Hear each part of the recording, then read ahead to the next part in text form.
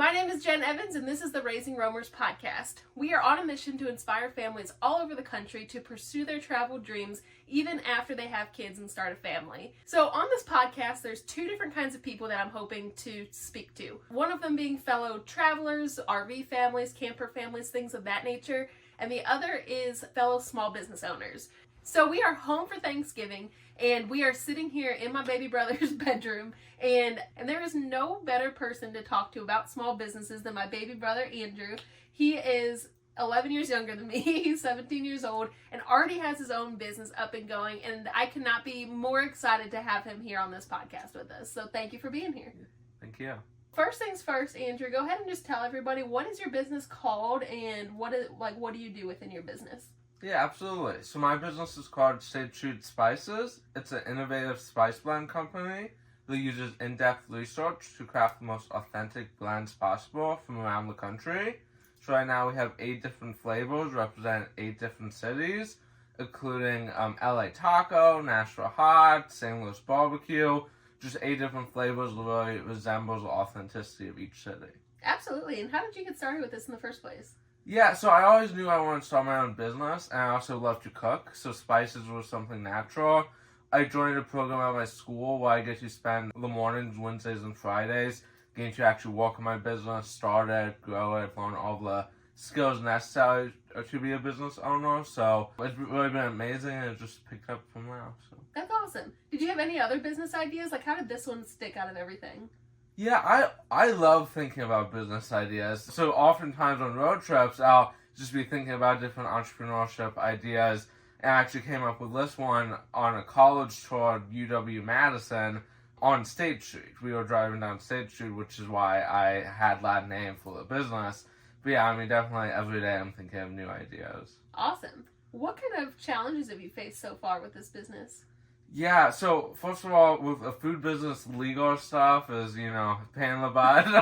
There was just so many permits and regulations, federal, state, local, all that stuff. Also just finding a commercial kitchen for us to rent. And again, all those hurdles on the legal end, while also being a full-time student and working on this, almost a full-time job while also being at school full-time. So it's about balance, but, all the positives have definitely made the negatives, all the positives have really been great, so. Awesome. Yeah, and you're not joking when you talk about it being pretty much a full-time job. I mean, it feels like you're constantly working on this. What do you think is the most time-consuming part of your business? I think social media. We're really trying to grow social media. In 2024, social media is so important. Mm-hmm. So really focusing. We have our own podcast, actually, we just started. And also, we have multiple different pages. We're trying to do some more video content with actual recipes. Because at the end of the day, you're not selling the spice blends. You're selling the experience where you can cook with the blends. So I definitely think social media has been something we've focused on most. Absolutely. What kind of seasonings, which ones are your favorite? Or, what's the taste difference between them? How do they resonate with the actual cities that they're based out of? Yeah, so my personal favorites are Los Angeles Taco. I personally really like different taco seasonings, and this one has a really good kick to it. So I love putting LA Taco on a lot of different things. However, a lot of my family likes more mild. So New York Steak is a very popular one, which is on a mild, and it's a really simple blend that really is good on anything. I mean, meat, french fries, vegetables, all sorts of things. And of course, at different events, we sample a dip. That's just a 3-ingredient dip with our blend added in. And we do that for all 8 blends, and that's been very popular. So yeah. Awesome. So you have the dry rub that you can just use directly, and you can have it transformed into a dip. So because I know when you started this business, it was just a seasoning thing. How did the dip thing come about, and how has the response been from people with that?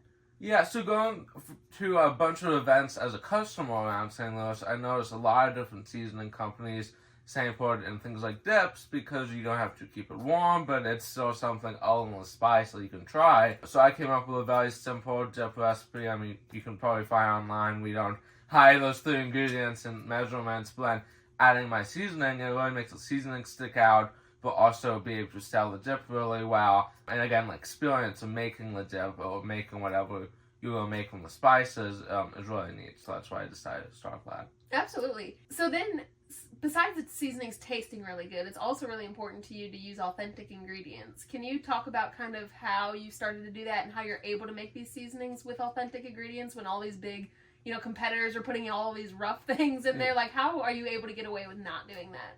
Yeah, absolutely. So each spice blend takes about 80 hours of research to craft because we focus on really the history of the city's flavor, the current restaurants, the current spices on the market, recipes, all these different factors, and we really combine in a way that we think is the most authentic to each city. When you have, your major spice companies, I'm sure you can think of them, but that often will add a ton of salt or a ton of sugar, all these extra preservatives, but at the end of the day, they care about making the most profit, and having all these cheap fillers, it's a lot cheaper to make. But we really focus on the authenticity of each blend, and we add just the amount of salt that it would actually be in that blend. We don't add more of those cheap fillers or chemicals that a lot of the companies add as well. And that's amazing, and that's so important, especially in today's day and age. I feel like so many people are researching those kinds of things, so people are looking for those seasonings that they can still get their flavor out of without having to worry about all these extra things and if they're hurting them and things like that. So that's awesome that you're thinking about this. You also have a charitable component with this business. Can you talk about that a little bit and why this cause is so important to you? Yeah, absolutely. So 10% of our profits get donated to children's hospitals here in St. Louis. And that was something really meaningful for me. I spent a lot of time in the hospital and dealing with a lot of health issues. When I was younger, I was in a wheelchair for 2 years. I almost went blind. There was a period of time that within, I believe, 8 months, I was in the hospital ER for 25 days. And that was just a 6-month period that definitely did not sum up all of my health issues. So I really just wanted to give back. The money actually goes to buying games for the children hospitals, because when I was in the hospital, one of the things was dealing with really bad headaches. So I couldn't be on any technology, so all I could think about was, what's my next test, what's my next medicine they're going to try on me. So being able to play with the games was something really neat. But also the games, often they didn't have a lot of choices, and the choices they did have often was missing pieces. So that's why we've donated just over $300 of games to local children's hospitals here, because my goal is no kid should have to focus on the health issues in the hospital. Absolutely, and that's such an amazing thing, and I'm so proud of you for all of that, because, again, being 11 years older than you, like, I remember you being in the hospitals. Like, I didn't live here, but I had to keep coming here because I had to make sure that you were okay and things like that. And so the fact that, you were dealing with this anxiety on top of all of these other things that you were dealing with, like, I can't imagine what you went through back then, and it's amazing to see you come out on top and to make it a full circle where you're trying to do better than what you had. So I'm so proud of you, and that's amazing that you're doing that. So if other people are listening to you and they are thinking about starting a business, what kind of advice would you have for them? I would say go as lean as you can for as long as you can. I think I made a couple mistakes where I tried doing like a huge event or a huge opportunity, or even like with nutritional fact panels, we were able to do them kind of ourselves, but we're trying to move to a co-packer to manufacture them, so we bought the nutritional fact panels from them pretty early on. And I think just being as lean as you can, not spending all this money. I mean, you can start it pretty simply. Like, I started with a couple $100s, but I did invest some in my business that I don't regret, because I definitely learned from, but definitely something that focusing on, you don't have to spend money to be successful. Starting as lean as you can and eventually getting some of those things, but seeing how it goes first. And definitely, if you don't have to spend it, definitely don't spend it yet. Yeah, absolutely. And so tell me a little bit more about this program at school. Like, what kind of resources have they provided you, and how do you work with the school to establish your business? Yeah, absolutely. So it's called the Parkway Spark Program. I'm in the Parkway School District here in St. Louis.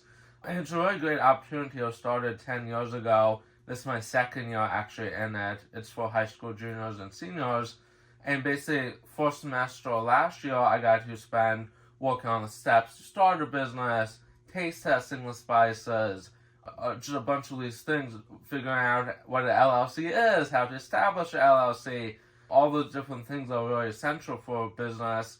And then the second semester last year, and so far this year, I really just got to work my business. Sometimes I'm actually at Spark, sometimes I'm at my commercial kitchen, or site visits at restaurants, all these different places. So it's really been a great opportunity that otherwise I would just be in 2 classes during that time. So getting to be off campus, really starting and growing my business is something very unique. Something St. Louis does really well as well. There's a bunch of school districts here that offer similar programs, which I think is great because at the end of the day, I think we're learning that being in a traditional classroom all the time isn't the best thing. So having some of these opportunities outside of the classroom is really neat. That's awesome. Do you have any cities that are on your radar to study next? I will say there might be a Cajun spice coming next. There we go. That's all I will say, but maybe, yeah. Perfect. I have some guesses then if Yeah. you're going Cajun. That's awesome. But just in general, like, what's next for your business? Like, you've accomplished so much in such a short amount of time, and now you're applying for colleges, and those could be all over the country. I don't think you have a huge interest in staying here for now. So, like, what's next with your business? Yeah, I mean, taking it every day, we'll hopefully get into some grocery stores soon. That's kind of our next goal. We have a few wholesale local retail partnerships here in St. Louis, but hopefully get into some grocery stores, and that also might affect where I go to college or what I decide kind of after that. But I'm very excited for the future. We have talked to a lot of really cool people in the industry, so stay tuned. But yeah. Awesome. If people are watching or listening and they want to purchase your spices or see what the options are, where can they find them at? So if you go to our website, which is just statestreetspices.com, we have an online shop now, so you can look at our blends, the descriptions, and you can buy them now. We also have upcoming events, so if you're local here in the St. Louis area, definitely look at that page and come try our dips and spices. Again, I think they're the best anyone's made, so definitely if you're local, come to one of our events coming up. And then also, again, we do have a few partnerships here in St. Louis, so like the Missouri History Museum, you can buy a St. Louis barbecue lao, and again, stay tuned for grocery stores as well. So. Well, I'm so proud of you, buddy. You're killing it, and I cannot wait to see what you do next. And thank you for being on the podcast episode with me. Thank you.